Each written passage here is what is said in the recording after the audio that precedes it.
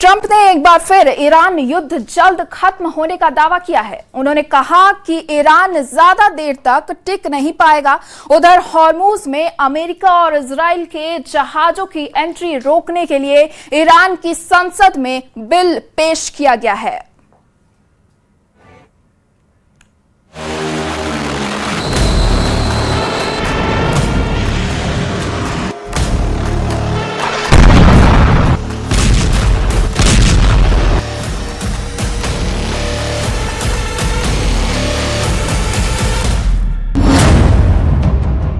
Trump को क्यों लगता है कि ईरान कमजोर हो गया है, जबकि ईरान ने ट्रंप की एक बात भी नहीं मानी? ट्रंप बार बार क्यों कह रहे हैं कि ईरान ज्यादा देर टिक नहीं पाएगा, जबकि हॉर्मुज अभी भी ईरान के कंट्रोल में है? ट्रंप बार बार डेडलाइन क्यों दे रहे हैं, जबकि ईरान ने हर बार अमेरिका की डेडलाइन को मानने से साफ इनकार कर दिया?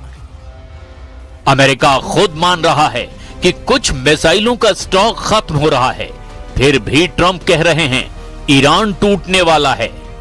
असल में कौन कमजोर पड़ रहा है? ईरान ने अमेरिकी ठिकानों पर हमले किए, जहाजों को टारगेट पर लिया और खुद ही सीज फायर तोड़ा। फिर भी ट्रंप कहते हैं वे ज्यादा देर नहीं टिक पाएंगे। यह आत्मविश्वास है या ट्रंप का आशावाद?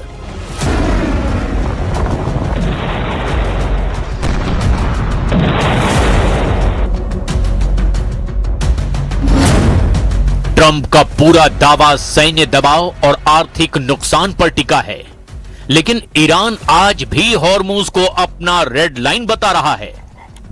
तो दबाव काम कर रहा है या नहीं? अगर ईरान सच में थक चुका है तो वो परमाणु मुद्दे पर रियायत क्यों नहीं दे रहा? ट्रंप की सबसे बड़ी डिमांड अभी भी अधूरी क्यों है? ट्रंप कहते हैं कि जंग जल्द खत्म हो जाएगी क्योंकि ईरान टिक नहीं पाएगा, लेकिन इतिहास देखें तो ईरान ने पहले भी लंबे दबाव झेले हैं। इस बार क्या अलग है? We had oil down to less than two in many places like Iowa. Oil was down to gasoline was down at numbers that people hadn't seen in years. $1.85, $1.95. So it passed Tuesday. I was in Iowa at a stop, and we had $1.95, another one $1.85 a gallon. And we'll see those days pretty soon again, based on everything I see, as soon as the war ends. And I think it's going to end pretty soon. I don't think they can go much longer. Yeah, please. Trump पिछले कई दिनों से एक ही संदेश बार बार दोहरा रहे हैं, deal करो या नतीजे भुगतो। लेकिन ईरान के प्रॉक्सी यमन के हूथियों ने तो सऊदी अरब पर हमला करके ट्रंप को सीधे संदेश दे दिया है कि अमेरिका का कोई साझेदार, कोई भी हमदर्द उसके आगे नहीं टिकेगा। डील अमेरिका और ईरान की होनी थी, लेकिन डील सऊदी अरब, तुर्की और पाकिस्तान में हो गई। ट्रंप बार बार कह रहे हैं ईरान जल्द टूट जाएगा, लेकिन हकीकत उल्टी हो गई। जहां अमेरिका ईरान डील अटकी हुई है, वहीं सऊदी अरब, तुर्की और पाकिस्तान ने एक नया सुरक्षा गठबंधन बना लिया है। ये गठबंधन साफ संदेश दे रहा है कि मध्य पूर्व के देश अब सिर्फ अमेरिका के भरोसे नहीं रहना चाहते।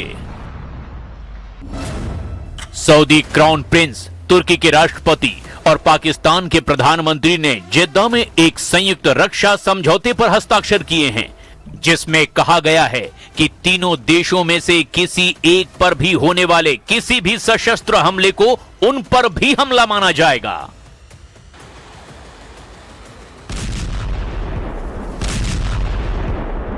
ईरान के प्रॉक्सी हूथियों ने सऊदी अरब पर हमला करके एक और बड़ा संदेश दे दिया। ट्रंप की धमकियों के बावजूद ईरान और उसके सहयोगी अभी भी मैदान में एक्टिव हैं, जबकि ट्रंप कह रहे हैं कि ईरान कमजोर पड़ गया है। लेकिन अगर ईरान सच में कमजोर होता तो उसके प्रॉक्सी सऊदी अरब जैसे अमेरिकी सहयोगियों पर हमला करने की हिम्मत कैसे करते? ट्रंप बार बार दावा कर रहे हैं कि सैन्य दबाव काम कर रहा है, लेकिन जमीनी हकीकत कहती है कि ईरान अभी भी हॉर्मुज को अपनी रेड लाइन मान रहा है। अमेरिका मिसाइल स्टॉक की कमी स्वीकार कर रहा है, फिर भी ट्रंप कह रहे हैं ईरान ज्यादा देर नहीं टिक पाएगा। ऐसे में सवाल यह है, असल में दबाव किस पर ज्यादा है? عملية عسكرية واسعة ونوعية استهدفت تحشيدات العدو السعودي في مناطق الرويك والعبر والثانية ومعسكرات أخرى تابعة لما يسمى الفرقة الأولى والثالثة طوارئ بعدد كبير من الصواريخ البالستية والطائرات المسيرة. وكان من نتائج العملية ما يلي: مصرع وإصابة المئات من مرتزقة العدو السعودي. लेकिन कहानी सिर्फ हूथियों के हमले या फिर ट्रंप के दावों तक सीमित नहीं है। असल सवाल है कि अगर ईरान इतना ही कमजोर हो चुका है तो फिर अमेरिका अभी तक अपनी सबसे बड़ी रणनीतिक जीत हासिल क्यों नहीं कर पाया? ट्रंप की पहली मांग थी कि ईरान का परमाणु कार्यक्रम पूरी तरह से रोका जाए। दूसरी मांग थी कि हॉर्मुज पूरी तरह खुला रहे। तीसरी मांग थी कि ईरान अपने प्रॉक्सी नेटवर्क से दूरी बनाए। लेकिन इन तीनों मोर्चों पर तस्वीर अभी भी धुंधली है। ट्रंप का ना परमाणु टारगेट पूरा हुआ, ना हॉर्मुज पूरी तरह से खुला है, ना ही ईरान के प्रॉक्सी अपना हमला रोक रहे हैं। उल्टे ईरान के प्रॉक्सी खाड़ी में और भयानक युद्ध में शामिल हो गए हैं, जबकि लेबनान के मोर्चे पर अभी तक इजराइल से युद्ध लड़ रहे हैं। Fortunately, I built up so much during my term. I rebuilt the military and also loaded it up with a lot of stuff. We have certain types of munitions that are very powerful, that we have unlimited, virtual unlimited supply. We have others where it's a little bit tighter, and we're getting them in on a daily basis.